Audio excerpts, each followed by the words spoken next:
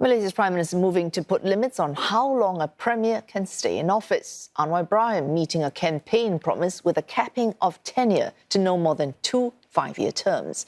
The leader aiming to implement reforms this year and the next amid renewed calls to tackle corruption and improve governance.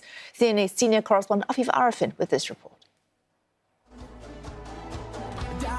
A renewed push for institutional reforms aimed at strengthening governance and rebuilding public trust. Addressing civil servants in Putrajaya, Prime Minister Anwar Ibrahim unveiled a set of key proposals, including a move to cap the Prime Minister's tenure at 10 years or 2 terms, a move he said was based on the principle that leadership positions should have clear term limits to allow for orderly succession. He also confirmed plans to separate the roles of Attorney General and Public Prosecutor, a long-promised reform aimed at strengthening prosecutorial independence.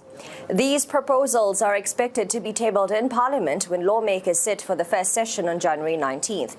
Political observers say what the Prime Minister appears to be doing now is moving to deliver on reforms his core supporters see as unfinished business.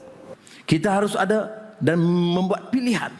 Mau angkat negara ini sebagai negara hebat, menyatukan semua rakyat pelbagai kaum,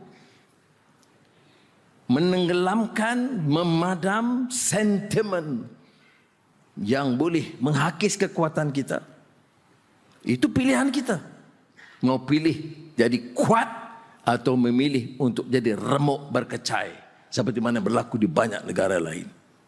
On timing, observers say this signals a pivot back to domestic politics after a year dominated by Malaysia's ASEAN chairmanship. With that chapter largely behind, attention is now firmly on governance, cost of living pressures and political credibility, especially with a set of state elections approaching within the next 2 years leading up to the 16th general election.